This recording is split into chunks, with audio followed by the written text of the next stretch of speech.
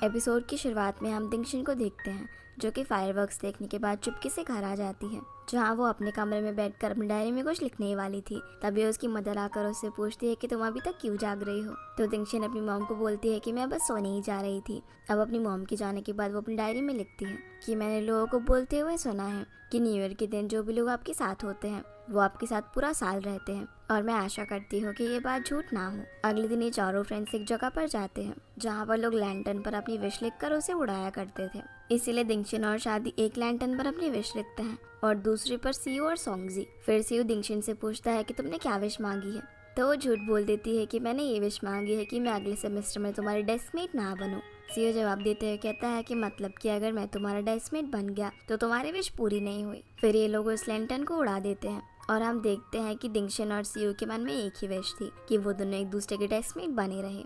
फिर हम सोंगजी और शादी को एक साथ घर जाते हुए देखते हैं। अगले दिन स्कूल में हम देखते हैं कि दिंगशिन की तबीयत थोड़ी खराब होती है और आज उनका सेमेस्टर एग्जाम भी था, लेकिन फिर भी वो पेपर देती है। पेपर करने के बाद सीयू दिंगशिन को घर जाने के लिए बोलता है ताकि वो आराम कर सके और उसे रिजल्ट्स के बारे में सोचने से मना कर देता है। तबीयत खराब होने की वजह से दिंगशिन स्कूल नहीं जाती, तो सीयू उसके घर पर उसे नोट्स देने के लिए आता है और साथ में उसे उसका रिपोर्ट कार्ड भी देता है, जो देखकर दिंगशिन बिल्कुल भी खुश नहीं थी और यहाँ वो इसे मोटिवेट करने की काफी कोशिश करता है। फिर दिंगशिन उसे बताती है कि इस बार स्प्रिंग फेस्टिवल में वो अपनी होम टाउन जाएगी, जो सुनकर सीयू थोड़ा परेशान हो जाता है। इसीलिए वो अपना फोन नंबर एक पेपर पर लिखकर चला जाता है और कहता है कि अगर तुम्हें वहाँ पर किसी भी चीज की परेशानी हो तो तुम मुझे फोन कर सकती हो। अगले सीन में हम सीयू को उसके घर पर देखते हैं जहाँ पर उसकी मॉम स्प्रिंग फेस्टिवल के लिए डेकोरेशन कर रही थी, तो वो उनकी हेल्प करने के बहाने दिंगशिन के बारे में बातें करने लगता है और कहता है कि दिंगशिन स्प्रिंग फेस्टिवल के लिए अपने होम टाउन वापस जा रहे हैं। उसकी मॉम को इस बात के बारे में पहले से ही पता था, तो सीयू उनसे बोलता है कि क्या आपके पास उसके होम टाउन का फोन नंबर है, क्योंकि उसके पास कोई भी फोन नहीं है तो उससे बात करने के लिए टेलीफोन नंबर की जरूरत होगी।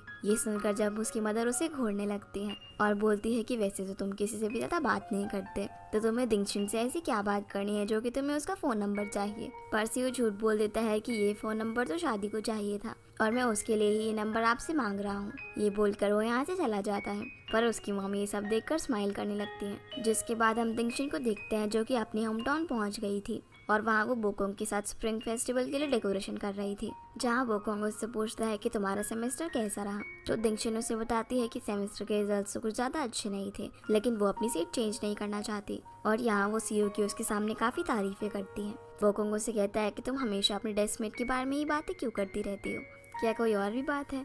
तो दिंगशिन मना करते हुए कहती है कि नहीं नहीं, हम सिर्फ क्लासमेट्स हैं। जो सुनकर बोकोंग मुस्कुराकर उसे देखने लगता है और पूछता है कि क्या तुम फायर क्रैकर्स जलाने के लिए बाहर चलोगी। तो दिंगशिन मना करते हुए कहती है कि मुझे घर पे ही फेस्टिवल मनाना ज्यादा पसंद है। ये सुनकर बोकोंग थोड़ा अपसेट हो जाता है।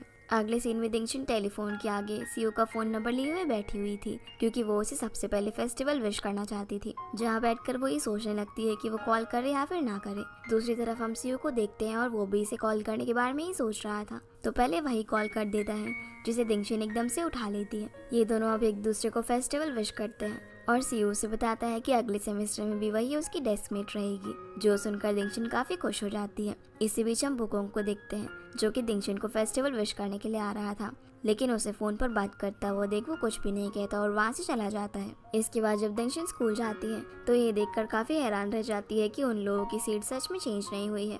तो वो इस बारे में सीयू से पूछती है कि आखिर ये कैसे हुआ, जहाँ में फ्लैशबैक से पता चलता है कि सीयू ने जानबूझकर अपना पेपर छोड़ दिया था ताकि उसके ज्यादा मार्क्स आए और उनकी सीट्स चेंज ना हो। ये जानकर दिंगशिन काफी खुश हो जाती है कि सीयू ने उसके लिए अपना पेपर छोड़ दिया था। सीयू से बोलता है कि मैंने तुमसे प्रॉमिस किया था ना कि मैं ही तुम्हारा डेस्कमेट रहूंगा, इसलिए मैं अपना प्रॉमिस रख रहा हूँ। इसी खुशी में दिंगशिन उसे ट्रीट देने के लिए एक रेस्टोरेंट में बुलाती है, जहाँ सीयू से पूछता है कि तुम मुझे इतने अच्छे रेस्टोरेंट में क्यों लेकर आई और तुमने खाना भी इतना सारा ऑर्डर किया हुआ है, क्या आज कुछ स्पेशल बात है। तो दिंगशिन उसे बताती है कि आज मेरा बर्थडे है। जो सुनकर सीयू थोड़ा हैरान रह जाता है और उससे पूछता है कि तुम्हें क्या गिफ्ट चाहिए। तो दिंगशिन बोलते हैं कि मुझे कोई गिफ्ट नहीं चाहिए। तो सीयू उसे खुश करने के लिए एक प्लेनेटेरियम लेकर जाता है, जहाँ जाकर वो उसे ये दिखाता है कि नेबुला स्टार्स उसके बर्थडे पर कैसे दिखते होंगे, जो देखकर दिंगशिन काफी खुश हो जाती है और फिर वो उसे अपनी बर्थडे का भी ऐसे ही दिखाने को बोलती है। तो दिंगशिन उसे देखने लगती है और साथ में दोनों काफी एंजॉय करते हैं। अगले दिन स्कूल में शादी भी उसे उसके बर्थडे के लिए एक प्रेजेंट देती है, जो कि दिंगशिन रखने से मना कर देती है क्योंकि वो एक्सपेंसिव लग रहा था, पर उसके रिक्वेस्ट करने पर वो मान जाती है। तभी सॉन्गजी सियो को उसके साथ पीई क्लास में बास्केटबॉल खेलने के लिए बोलता है, लेकिन ये दोनों लड़कियां इन्हें याद दिलाती है कि आज इनकी क्लास में सफाई करने की ड्यूटी है। अब क्योंकि इन दोनों का खेलने का काफी मन था, इसलिए ये दोनों उनकी जगह क्लास में सफाई करने के लिए रुक जाती है। अब जब सफाई करते करते ये दोनों आपस में बातें कर रहे थे, तभी दिंगशिन शादी को अपनी खुद की बनाई हुई एक पेंटिंग दिखाती है, जो कि सीओ के बर्थडे की नेबुला स्टार्स की फोटोज थी। इस पिक को देखकर शादी उसकी काफी तारीफ करती है। तभी वहाँ दूसरे सेक्शन की के नाम की एक लड़की आ जाती है, जो दिंगशिन से पूछती है कि क्या तुम सीओ की डेस्कमेट हो, तो वो हाँ बोलती है। फिर वो उसके हाथ में एक लेटर देकर उसे सीओ को देने को बोलती है और यहाँ से चली जाती है। ये देखकर शादी को काफी गुस्सा आता है और वो उसे ये लेटर सीओ को देने से मना कर देती है और इस लेटर को फाड़ने को बोलती है।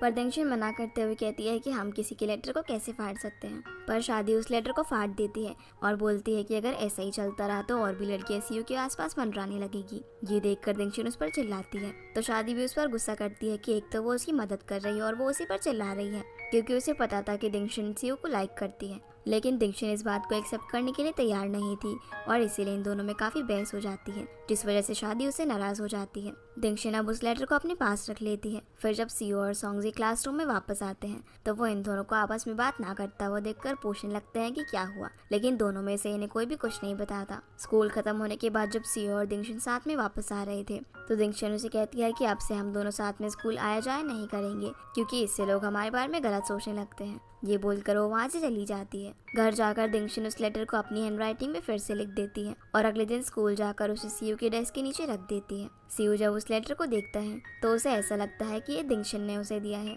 क्योंकि उसमें उसकी हैंडराइटिंग थी, जो देखकर सीओ स्माइल करने लगता है। वहीं शादी पूरा टाइम दिंगशिन को क्लासरूम में अवॉइड किए जा रही थी और वो उसके साथ लंच करने के बजाय किसी और लड़की के साथ लंच करने चली जाती है। इसके अलावा पीई क्लास में फिटनेस टेस्ट के दौरान भी शादी किसी और लड़की के साथ टीम अप कर लेती है। ये देखकर दिंगशिन भी किसी और लड़के के साथ पेयर अप कर लेती है, जिसे किसी और के साथ देखकर सीओ काफी जेलस हो रहा था, क्योंकि वो दिंगशिन के साथ पेयर अप करना चाहता था। फिटनेस टेस्ट होने के बाद सभी लोग गेम्स खेलने लगते हैं, लेकिन सीओ काफी अपसेट था, इसीलिए वो वहाँ से चला जाता है। फिर क्लासरूम में मिस्टर लियो स्पोर्ट्स कंपटीशन का अनाउंसमेंट करते हैं और बोलते हैं कि हमारी क्लास को फिटनेस पर भी काफी ध्यान देना चाहिए, इसलिए वो सभी लोगों को पार्टिसिपेट करने के लिए बोलते हैं। जिसके बाद केके फिर से दिंगशिन के पास आती है और उसे एक चॉकलेट का जार देते हुए उसे सीओ को देने के लिए बोलती है। दिंगशिन बेचारी इस बार भी उसे मना नहीं कर पाती और सोचने लगती है कि अब उसे फिर से ही करना पड़ेगा। रात में हम सीओ को देखते हैं, जो कि उस लेटर को पढ़कर काफी खुश होता है, क्योंकि उसे तो यही लग रहा था कि ये उसके लिए दिंगशिन ने लिखा है। इसलिए अगली सुबह वो उसके लिए गिफ्ट लेकर जाता है। अब जैसे वो अपना डेस्क ओपन करता है तो उसके नीचे एक चॉकलेट का जार रखा हुआ था, जो देखकर वो दिंगशिन की तरफ देखने लगता है। तब दिंगशिन उसे बताने ही वाली थी, लेकिन उसके बताने से पहले शादी बता देती है कि वो लेटर दिंगशिन ने नहीं बल्कि दूसरी क्लास की केके ने लिखा था और ये चॉकलेट जार भी उसी ने उसे दिया है। ये जानकर सीओ को काफी गुस्सा आता है और वो दिंगशिन को बात करने के लिए क्लासरूम के बाहर लेकर जाता है। सीओ दिंगशिन पर गुस्सा करते हुए कहता है कि उसने ये सब करने से मना क्यों नहीं किया और अगली बार से वो ऐसी कुछ भी हरकतें ना करे। ये बोलकर वो यहाँ से चला जाता है। दिंगशिन वहीं पर खड़े होकर रोने लगती है और काफी अपसेट हो जाती है। अब कुछ दिन बीत जाते हैं और हम देखते हैं कि दिंगशिन अभी भी अपनी दोस्तों से बातें नहीं कर रही थी। जिसके बाद स्पोर्ट्स कंपटीशन डे भी आ जाता है, जहाँ दिंगशिन बैठकर पोस्टर तैयार कर रही थी। तभी केके उसके पास आकर उससे बातें करने लगती है और पूछती है कि क्या सीओ ने भी रेस में पार्ट लिया है, तो दिंगशिन हाँ में जवाब देती है। फिर रेस शुरू हो जाती है और सभी लोग चीयर अप करने लगते हैं। वहीं दिंगशिन और केके आपस में बातें कर रहे थे। दिंगशिन उसे झूठ बोल देती है कि तुम्हारा लेटर मुझसे गलती से फट गया था, इसलिए मैंने उसे वापस से लिखकर सीओ को दे दिया। तो केके बोलती है कि कोई बात नहीं, और इस फेवर के बदले मैं अब तुम्हारे साथ हर रोज लंच किया करूंगी। इससे पहले कि दिंगशिन कुछ बोल पाती, केके वहाँ से चली जाती है और शादी भी ये सब वहाँ बैठकर सुन रही थी, जिसे काफी गुस्सा आ रहा था। रेस खत्म होने पर दिंगशिन सीओ के लिए वाटर बॉटल लेकर खड़ी हुई थी, लेकिन उससे पहले यूनुस के पास जाकर उसे पानी दे देती है। रात में हम दिंगशिन को डायरी लिखते हुए देखते हैं, जहाँ वो बोलती है कि वो कितनी डरपोक है कि वो किसी को भी ना नहीं बोल पाती। जिसके बाद हम सॉन्गजी और सीओ को एक प्लेग्राउंड में बैठकर बातें करता हुआ देखते हैं। यहाँ हमें पता चलता है कि आज सीओ का बर्थडे है। तभी वहाँ पर दिंगशिन कुछ काम करने के लिए अपने भाई के साथ आ जाती है, जिसे देखकर सॉन्गजी उससे पूछता है कि क्या तुमने दिंगशिन को अपनी पार्टी में बुलाया है, लेकिन सीओ इस बात का कोई जवाब नहीं देता। भाई हम दिंगशिन को देखते हैं, जो कि वहाँ पर बैठकर पेंटिंग कर रही थी और उसका भाई खेलने के लिए गया हुआ था। तभी उसे अपने भाई के चिल्लाने की आवाज आती है। तो वो उसे देखने के लिए जाती है, जहाँ उसके भाई को 2 लड़के बुली कर रहे थे, जो कि दिंगशन को उनकी तरफ आता हुआ देखकर वहाँ से भाग जाते हैं। दिंगशन अब वापस से जब प्लेग्राउंड की तरफ जाती है, तब तक सियो वहाँ से जा चुका था। घर आकर दिंगशन अपने भाई की चोट पर दवाई लगाने लग जाती है और उसे डांटते हुए कहती है कि घर में तो तुम ऐसा नहीं करते और बाहर जाते ही तुम भीगी बिल्ली बनकर मार खाकर आ जाते हो, तुम डबल फेस्ड हो। तब उसका भाई उसे कहता है कि तुम भी ऐसे ही हो। ये बोलकर वो यहाँ से चला जाता है और दिंगशन उसे कोई जवाब नहीं दे पाती। जिसके बाद हम सियो को उसका बर्थडे सेलिब्रेट करता हुआ देखते हैं, लेकिन वो केक कट नहीं कर रहा था क्योंकि वो वहाँ पर दिंगशन के आने का वेट कर रहा था। वहीं घर पर दिंगशन जब अपनी पेंटिंग के पीछे सियो के बर्थडे का इनविटेशन देखती है, तब वो उसका गिफ्ट लेकर भागते हुए उसके पास जाने लगती है। इसी बीच हम सियो को देखते हैं, जो दिंगशन का काफी इंतजार करने के बाद पार्टी शुरू कर देता है। और जब तक दिंगशन वहाँ पर पहुँचती है तो सभी लोग वहाँ से जा चुके थे। तभी उसके पीछे से सियो आता है, जिसे देखकर दिंगशन उसे सॉरी बोलती है। सियो कहता है कि सॉरी किस लिए, मुझसे लड़ाई करने के लिए या फिर लेट आने के लिए। तो दिंगशन उसे दोनों चीजों के लिए सॉरी बोलती है। फिर हम देखते हैं कि सियो ने केक का एक छोटा सा पीस बचाया हुआ था और वो उसी पर कैंडल लगाकर दिंगशन के साथ फिर से अपना बर्थडे सेलिब्रेट करता है। दिंगशन उसे अपनी बनाई हुई पेंटिंग गिफ्ट करती है, जो देखकर सियो काफी खुश हो जाता है और वो भी उसे एक गिफ्ट देता है, जो कि मोबाइल फोन था। दिंगशन उसे लेने से मना कर देती है क्योंकि ये काफी एक्सपेंसिव गिफ्ट था। तो सियो उसे बताता है कि ये मैंने एक कॉन्टेस्ट में जीता है और अब मैं तुमसे और डिस्कनेक्ट नहीं होना चाहता, इसलिए इस फोन को रख लो और जब तुम्हारे पेरेंट्स तुम्हें नया फोन दिलाएंगे तब तुम मुझे रिटर्न कर देना। इसलिए दिंगशन इसे रख लेती है। अगली सुबह जब दिंगशन सो रही थी, तब उसके फादर उसे उठाने के लिए आते हैं क्योंकि दिंगशन को अभी भी ये लग रहा था कि उसके हॉलीडेज बाकी है। तभी दिंगशन के फोन पर सियो का टेक्स्ट मैसेज आता है क्योंकि वो उसका नीचे ही वेट कर रहा था, जो सुनकर उसके पापा उससे पूछते हैं कि ये कैसी आवाज़ थी। तो दिंगशन झूठ बोल देती है कि अलार्म की आवाज़ थी। फिर वो जल्दी से तैयार होकर नीचे जाती है। अब जब सॉन्गजी इन दोनों को साथ में स्कूल में देखता है, तो वो इनसे पूछता है कि क्या तुम दोनों की दोस्ती फिर से हो गई। तभी शादी वहाँ से गुजर रही होती है, जो कि सॉन्गजी को अपने साथ ले जाती है। जिसके बाद क्लासरूम में मिस्टर लिू सभी लोगों को सोता हुआ देखकर उन्हें लेक्चर देते हैं कि तुम लोगों को अंदाजा भी नहीं है ये साल तुम्हारे लिए कितना कीमती है, क्योंकि सेमेस्टर के बाद तुम लोग को ये डिसाइड करना है कि तुम लोग आर्ट्स लोगे या फिर साइंस। फिर वो सीओ को बात करने के लिए बाहर बुलाते हैं, जहाँ वो उसे एक मैथ्स कंपटीशन में पार्टिसिपेट करने के बारे में बताते हैं और कहते हैं कि मैंने तुम्हारा नाम कंपटीशन में भेज दिया है। जो सारी बातें इनका क्लासमेट जियो भी सुन रहा होता है। इसके बाद क्लासरूम में जब दिंगशन पेपर्स डिस्ट्रीब्यूट कर रही थी, तभी धक्का लगने की वजह से उससे शादी की एक डायरी गिर जाती है और वो गिरकर खराब हो जाती है। सॉन्गजी उसे बताता है कि ये शादी की फेवरेट डायरी थी। उसी वक्त वहाँ पर शादी भी आ जाती है, जो ये सब देखकर रोते हुए वहाँ से भाग जाती है। जो देखकर दिंगशन भी उसके पीछे पीछे जाती है और वॉशरूम में जाकर शादी उस पर गुस्सा करते हुए काफी रोती है। उसे इस तरह देखकर दिंगशन भी रोने लगती है और काफी देर तक मनाने के बाद शादी मान जाती है। फिर ये दोनों साथ में क्लासरूम में आते हैं, जहाँ इन दोनों को साथ देखकर सॉन्गजी काफी खुश हो जाता है और सीओ भी। सीओ दिंगशन से पूछता है कि तुमने उसे कैसे मनाया, तो वो बताने लगती है। जो सुनकर सीओ बोलता है कि अगली बार जब तुम मुझसे लड़ाई करोगे तो मुझे भी ऐसा ही स्पेशल ट्रीटमेंट चाहिए। लंच करते वक्त ये सभी लोग सोच रहे होते हैं कि इनमें से कौन कौन आर्ट्स लेगा और कौन साइंस। तभी वहाँ पर केके आ जाती है, जो कि इनके साथ बैठ जाती है, जिसे यहाँ पर देखकर सॉन्गजी उसके बारे में पूछने लगता है। तो शादी उसे नीचे से लात मारकर चुप होने के लिए बोलती है। इसी बीच सीओ को पता चलता है कि ये वही लड़की है जिसने उसके लिए लेटर भेजा था। तो केके उसे बोलती है कि तुम चिंता मत करो, मैं तुम्हारे पीछे नहीं पड़ूंगी, और वैसे भी तुमसे ज्यादा इंटरेस्टिंग तो दिंगशन है। अब ये दोनों लड़के यहाँ से उठकर चले जाते हैं और केके और शादी आपस में लड़ने लगती है कि दिंगशन उनके साथ लंच करेगी।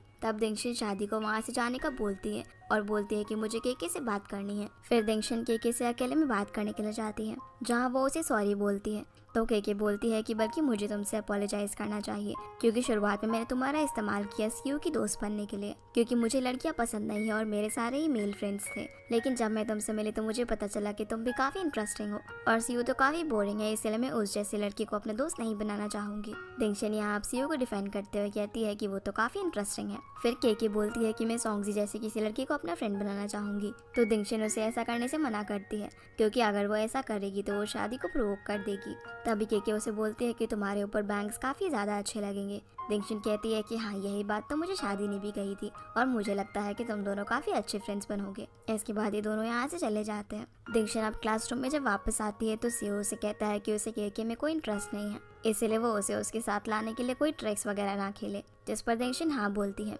फिर वो उससे बोलती है कि केके तो इतनी पॉपुलर है तो तुम उसकी दोस्त क्यों नहीं बनना चाहते। सीओ कहता है कि अगर मैं पॉपुलर लोगों को अपना दोस्त बनाता तो मैं अभी मक्खियों की तरह बिजी रहता। तभी दिंगशन अपनी हरकतों के लिए उसे सॉरी बोलती है। ये देखकर सीओ भी स्माइल करने लग जाता है।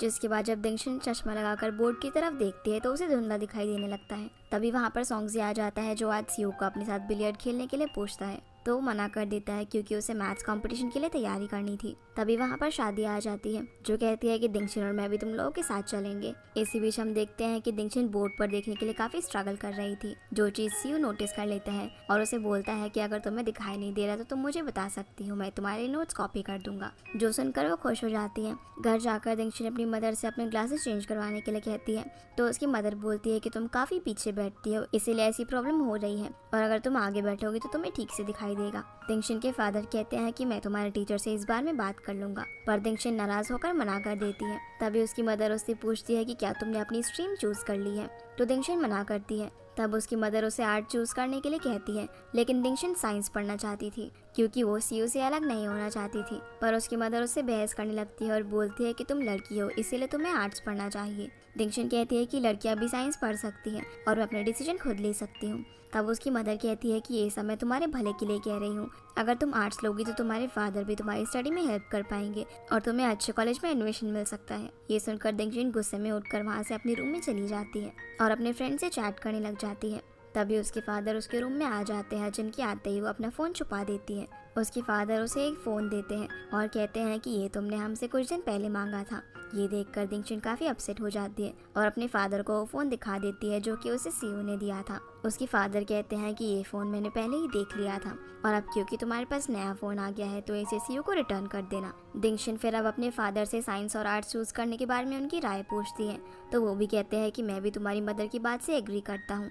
दिंगशिन यहाँ उन्हें कहती है कि मैं इस बात से नाराज़ नहीं हूँ कि आप मुझे साइंस पढ़ने के काबिल नहीं समझते, बल्कि मैं इस बात से नाराज़ हूँ कि आप मुझे मेरे फैसले खुद नहीं लेने देते।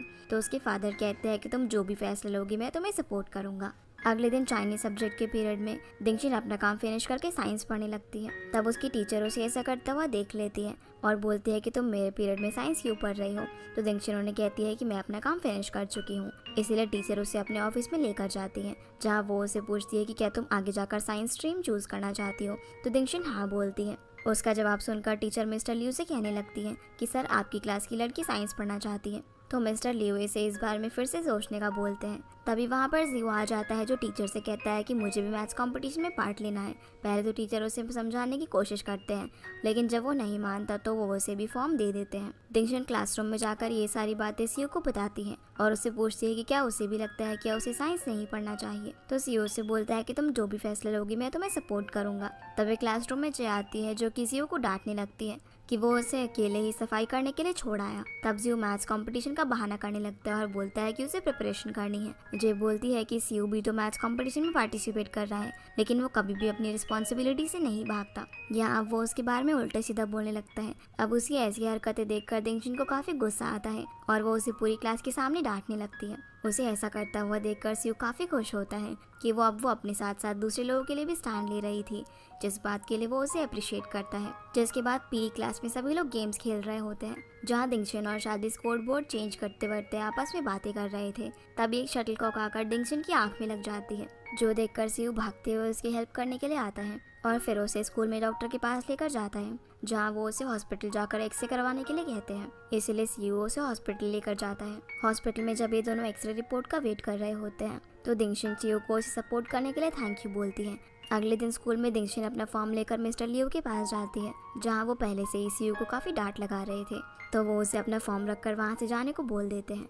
दिंगशिन जब क्लासरूम में पहुँचती है तब सीयू भी वहाँ पर आ जाता है, जहाँ वो आकर उससे पूछता है कि क्या तुम साइंस ले रही हो। तो वो हाँ कहती है और बोलती है कि मैं सभी को दिखाना चाहती हूँ कि लड़कियाँ भी साइंस पढ़ सकती हैं।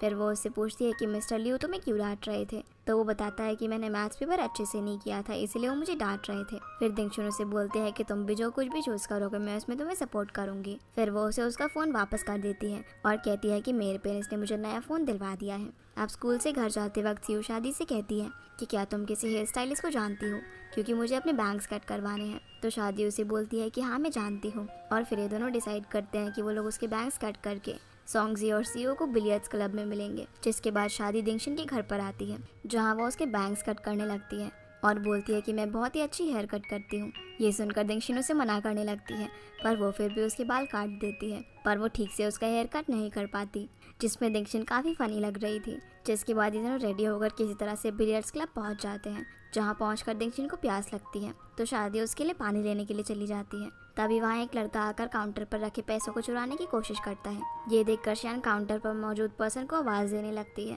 तभी वो लड़का दिंगशिन पर गुस्सा कर ही रहा होता है। उसी वक्त सीयू और सोंगजी वहाँ पर पहुँच जाते हैं, जिन्हें देखकर वो यहाँ से चला जाता है। अब क्योंकि दिंगशिन ने अपने बालों को कैप से कवर किया हुआ था तो सीयू उसकी कैप हटा देता है और बोलता है कि तुम्हें नहीं करना चाहिए था, पर फिर वो उससे बोलता है कि वैसे तुम इसके अंदर काफी क्यूट लग रही हो। फिर वो उससे बिलियर्ड्स खेलने का पूछता है तो दिंगशिन मना कर देती है और कहती है कि मुझे ये खेलना नहीं आता, ना ही मुझे ये गेम पसंद है। पर फिर वो उसे बिलियर्ड्स खेलना सिखाता है, जहाँ सीयू को अपनी इतने क्लोज देखकर दिंगशिन को काफ़ी अच्छा लगता है और एक बार सिखाने पर ही वो काफ़ी अच्छा खेलती है, जो देखकर सोंगजी उसकी काफ़ी तारीफ करता है। दूसरी तरफ टीचर लियू दिंगशिन के घर पर आते हैं, जहाँ वो उसकी मदर को बताते हैं कि वो तो सिर्फ यहाँ पर कॉमन विजिट करने के लिए आए हैं। तभी मदर के बोलने पर वो बताते हैं कि दिंगशिन ने साइंस स्ट्रीम चूज़ की है, जो सुनकर उसकी मदर कहती है कि मैंने तो उसे आर्ट चूज़ करने के लिए कहा था। इसलिए वो टीचर से पेन मांगती है ताकि वो फॉर्म के ऊपर साइंस की जगह आर्ट्स कर सके, लेकिन टीचर उसकी मदर को ऐसा करने से मना करते हैं, जो देखकर उसकी मम मार्केट जाने का बहाना करके टीचर को वहाँ से भेज देती है।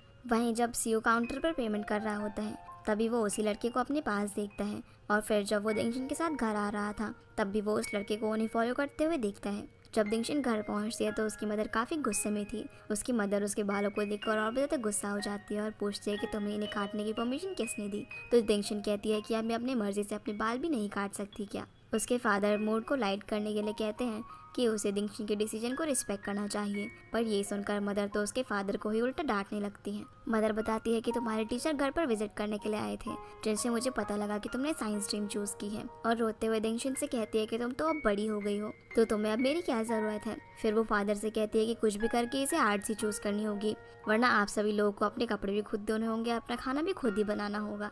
ये सब बोलकर वो रोते हुए अपने कमरे में चली जाती है। मदर के जाने के बाद फादर दिंगशिन से बात करते हैं और कहते हैं कि तुम्हारी मदर इस बात से काफ़ी नाराज़ है कि तुम्हारे बड़े हो जाने के बाद तुम उनसे दूर हो जाओगी, क्योंकि तुम्हें उनकी ज़रूरत नहीं पड़ेगी, और तुमने साइंस स्ट्रीम चूज़ करने के बाद चुपचाप अपना फॉर्म टीचर को दे दिया। इस बार में तुमने घर में उन्हें बताया भी नहीं, जिस चीज़ के लिए दिंगशिन अपने फादर से माफ़ी मांगती है और कहती है कि आप इस बार में मदर से बात करें कि मुझे साइंस ही चूज़ करनी है, क्योंकि मैं नहीं चाहती कि मैं अपने दोस्तों से बिछड़ जाऊं। उसके फादर उसे कहते हैं कि मैं तुम्हें 1 महीने का वक्त देता हूं, और अगर इस मंथली टेस्ट में तुम्हारे मार्क्स अच्छे हैं तो शायद तुम्हारी प्रॉब्लम सॉल्व हो सकती है। जो सुनकर दिंगशिन सोचने लगती है कि अब वो बहुत मेहनत करेगी। अगले दिन क्लासरूम में मिस्टर लियू बताते हैं कि सभी लोगों ने अपनी स्ट्रीम्स चूज कर ली है, लेकिन अभी भी उन लोगों के पास 1 महीने का वक्त है, और अगर किसी को ऐसा लगता है कि वो अपनी स्ट्रीम को चेंज करना चाहता है तो वो चेंज कर सकता है। दिंगशिन भी बैठे बैठे यही सोच रही थी कि इस बार उसे बहुत मेहनत करके काफ़ी अच्छे नंबर लाने हैं, ताकि वो अपनी मदर को प्रूव कर सके कि वो साइंस पढ़ना चाहती है। इसके बाद दिंगशिन क्लासरूम के बाहर अपने फादर से मिलती है, जो उसे बताते हैं कि तुम्हारी मॉम ने तुम्हारी साइंस स्ट्रीम चूज करने के लिए एक शर्त रखी है कि इस बार की सेमेस्टर में तुम्हें साइंस में 270 मार्क्स लाने होंगे। जो सुनकर दिंगशिन काफ़ी परेशान हो जाती है कि वो इतने मार्क्स कैसे लेकर आएगी। क्लासरूम में वापस आकर दिंगशिन सीयू को सोता हुआ देखती है। फिर वो उससे पूछती है कि क्या कोई ऐसा तरीका है जिससे मैं 1 महीने के अंदर अंदर साइंस में 270 मार्क्स ले आऊँ। तो सीयू से बताता है कि तुम ज़्यादा से ज़्यादा टेस्ट सॉल्व करो, वरना तो तुम्हारे 250 मार्क्स भी नहीं आएंगे। रात में डिनर के वक्त दिंगशिन की मॉम उसे अच्छे से बात नहीं कर रही होती, तो दिंगशिन उन्हें इतना अच्छा खाना बनाने के लिए थैंक्स बोलती है। फिर जब दिंगशिन अपने रूम में बैठकर पढ़ाई कर रही होती है तब उसकी मदर उसके लिए दूध लेकर आती है और बोलती है कि अगर 270 मार्क्स से तुम्हारे 1 मार्क्स भी कम आए तो तुम्हें मेरी बात माननी होगी, और बताती है कि कल हम तुम्हारे लेंसेज चेंज करवाने के लिए चलेंगे। अब क्योंकि यहाँ उसकी मॉम से नाराज़ होकर भी उसका इतना ख्याल रख रही थी तो दिंगशिन उन्हें फिर से थैंक्स बोलती है। अगले दिन स्कूल में सभी बच्चों को अपना पुराना टेस्ट पेपर मिलता है, जो देखकर सी उसे बताने लगता है कि उसने टेस्ट में क्या क्या गलतियाँ की थी, लेकिन टेस्ट में अपने मार्क्स इतने कम देखकर वो काफ़ी अपसेट हो जाती है और क्लासरूम से बाहर चली जाती है, जहाँ उसे बोकोंग मिलता है, जो उसे अपसेट देखकर अपने साथ ले जाने लगता है और इन्हें एक साथ जाता हुआ सीयू भी देख लेता है, जो देखकर उसे काफ़ी बुरा लगता है। जिसके बाद दिंगशिन और बोकोंग छत पर बात करने के लिए जाते हैं, जहाँ दिंगशिन उसे बताती है कि उसे साइंस स्ट्रीम चूज़ करने के लिए 270 मार्क्स लाने होंगे। तो बोकोंग कहता है कि वैसे तो मैं आर्ट्स का स्टूडेंट हूँ, लेकिन मुझसे जितना हो पाएगा मैं तुम्हारी हेल्प ज़रूर करूँगा। और अब क्योंकि उसका हाई स्कूल कंप्लीट हो चुका था तो वो दिंगशिन के साथ एक फ़ोटो लेना चाहता था, इसीलिए वो उसके साथ एक फ़ोटो क्लिक करवाता है और दिंगशन जब जा रही होती है तब भी वो उसके जाते जाते एक फ़ोटो क्लिक कर लेता है और उसे एज अ गिफ्ट दे देता है। बोकोंग के मोटिवेट करने से दिंगशन अब काफ़ी खुश हो गई थी और वो क्लास में आकर अपने फ्रेंड्स को उस फोटो को दिखाती है, जो देखकर सीयू को अच्छा नहीं लगता और उसे पढ़ाई पर ध्यान देने को बोलता है और कहता है कि मैंने तुम्हारे लिए नोट्स बना दिए हैं। दिंगशन उसे थैंक्स बोलती है। वो बोलती है कि तुम हमेशा मेरी हेल्प करते रहते हो, इसलिए तुम्हें अपने कंपटीशन पर भी ध्यान देना चाहिए। पर सीयू नाराज होकर बोलता है कि ठीक है, अब से मैं तुम्हारी हेल्प नहीं करूँगा। ये बोलकर वो उठकर वहाँ से चला जाता है। अगले दिन जब दिंगशन घर के बाहर सीयू का वेट कर रही होती है तभी उसकी मदर वहाँ पर आकर उसे बताती है कि सीयू तो कंपटीशन के लिए ट्रेनिंग कैंप चला गया है, इसीलिए उसे अकेले ही स्कूल जाना पड़ता है। अब दिंगशन को सीयू के ना होने पर उसकी कमी का एहसास होता है, इसलिए वो थोड़ी अपसेट सी हो जाती है, लेकिन फिर भी वो अपनी पढ़ाई पर काफ़ी मेहनत करती है और टेस्ट में अच्छे मार्क्स लेकर आती है, जिससे वो काफ़ी खुश हो जाती है। अगले सीन में शादी सोंगजी को किसी और लड़की के साथ घूमता हुआ देखती है तो वो उस पर नज़र रखने लगती है। तभी केके वहाँ पर आती है और उसे ऐसा करते हुए देख लेती है तो शादी उससे पूछती है कि क्या तुम्हारे पास कोई आइडिया है। इसलिए ये दोनों एक रेस्टोरेंट में जाते हैं जहाँ पर दिंगशन पहले से ही मौजूद थी और पढ़ाई कर रही थी। दिंगशी अचानक से इन दोनों को एक साथ देखकर काफ़ी हैरान होती है कि आखिर इन दोनों की दोस्ती कब हो गई। यहाँ केके शादी को आइडिया देने लगती है कि या तो वो भी सोंगजी को जेलस करने के लिए किसी और लड़के के साथ घूमे या फिर उसे अपनी बर्थडे पार्टी ऑर्गेनाइज करनी चाहिए और उसमें सभी को बुलाना चाहिए सिवाय सोंगजी के, ताकि वो सोंगजी का रिएक्शन देख सके कि वो उसके लिए कैसा फील करता है। अगले दिन शादी केके की बात मानकर पूरी क्लास को अपनी बर्थडे पार्टी के लिए इन्वाइट करने लगती है सिवाय सोंगजी के, जो देखकर वो जेलस हो ही रहा होता है कि तभी वहाँ पर टीचर लियो आ जाते हैं जो उसे पार्टी छोड़कर अपनी पढ़ाई पर ध्यान देने को बोलते हैं। जिसके बाद शादी अपने बर्थडे सेलिब्रेट करने के लिए केके के साथ दिंगशन के घर जाती है और उसे बाहर चलने को बोलती है क्योंकि सोंगजी ने उस वक्त कोई भी रिएक्शन नहीं दिया था, इसलिए शादी ने अपनी बर्थडे पार्टी कैंसिल कर दी थी। पर दिंगशन कहती है कि उसे घर पर रहकर पढ़ाई करनी है, पर ये लोग उसे बोल देते हैं कि वो अपनी बुक्स लेकर साथ में चल सकती है, इसलिए दिंगशन भी मान जाती है। अगले सीन में हम इन सभी को मॉल में देखते हैं जहाँ पर दिंगशन टेबल पर बैठकर पढ़ाई कर रही थी, जो देखकर शादी को काफ़ी गुस्सा आ रहा था कि ना तो वो सोंगजी के साथ अपना बर्थडे मना पा रही है और ना ही बाकी कोई उनके साथ है। तभी वहाँ पर सोंगजी आता है जिसे देखकर शादी काफ़ी खुश हो जाती है। सोंगजी कहता है कि तुम्हारा बर्थडे हो और मैं ना हूँ, भला ऐसा कैसे हो सकता है। फिर वो उसे बर्थडे सेलिब्रेट करवाने के लिए ले जाने लगता है, पर क्योंकि दिंगशन को पढ़ाई करनी थी इसलिए वो वापस से घर जाने लगती है। इसी बीच जब वो पानी की बोतल खरीदने के लिए जाती है तभी कोई उसके बैग से फ़ोन चुरा लेता है, जो देखकर दिंगशन उसके पीछे पीछे भागती है, जिसे ऐसा करता हुआ जियांग चेन देख लेता है और उसे सीयू ने दिंगशन का ध्यान रखने के लिए कहा था, इसलिए वो इस बात के बारे में सीयू को इन्फॉर्म कर देता है, जो सुनकर सीयू अपने कैंपस से बाहर भाग जाता है।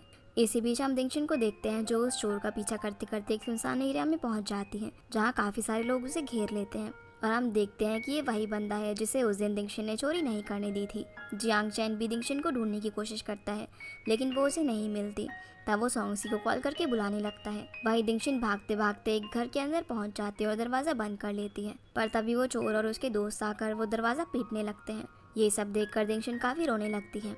उसी वक्त वहाँ पर सीयू पहुँच जाता है जो कि उन लोगों को पीटने लगता है। इतने में वहाँ पर सोंगजी पहुँच जाता है जो सीयू के साथ मिलकर उन सभी से फाइट करता है। फिर वहाँ पर जियांग चैन और लड़कों को लेकर आ जाता है, इसलिए ये लोग वहाँ से भाग जाते हैं। दिंगशन अब बाहर आती है तो सीयू से उसके घर छोड़ने के लिए जाने लगता है और सोंगजी शादी और बाकी सभी लोगों को उसका बर्थडे सेलिब्रेट करने के लिए ले जाता है। जिसके बाद दिंगशन रास्ते में सीयू से पूछती है कि क्या तुम ठीक हो, तो वो हाँ में जवाब देता है। फिर वो उसे बताती है कि इस बार टेस्ट में उसकी परफॉर्मेंस काफ़ी अच्छी थी और आने वाले टेस्ट में भी उसकी परफॉर्मेंस काफ़ी अच्छी होगी, और वो दिंगशन को छोड़ने के बाद वहाँ से भागते हुए जाने लगता है। दिंगशन जब घर आती है और सीयू से कॉल करके उससे पूछती है कि क्या सब कुछ ठीक है, तो सीयू से बोलता है कि हाँ सब कुछ ठीक है, मैं भी अपने डॉम में ही हूँ। पर जैसे ही ये दोनों फ़ोन रखते हैं तो हमें पता चलता है कि ट्रेनिंग सेंटर से जो भी बाहर जाएगा वो पर्सन मैथ कंपटीशन से डिस्क्वालीफाई हो जाएगा, इसलिए टीचर लियू उसे बहुत डांट लगाते हैं। और क्योंकि सीयू रीज़न भी नहीं बता रहा था तो सज़ा के तौर पर टीचर उसे प्लेग्राउंड के 10 चक्कर लगाने को बोलते हैं, जो बात सीयू ने दिंगशन को इसलिए नहीं बताई ताकि वो परेशान ना हो और अपनी पढ़ाई पर ध्यान दे। फिर हम उसे प्लेग्राउंड के चक्कर लगाते हुए देखते हैं और इसी के साथ ये एपिसोड यहीं पर खत्म हो जाता है। तो गाइस ये थी आज के वीडियो एंड आई होप आप लोगों को वीडियो पसंद आई होगी, तो इस वीडियो को लाइक कर चैनल को सब्सक्राइब जरूर कीजिएगा। आपसे फिर मिलते हैं अगले एपिसोड में, तब तक के लिए गुड बाय।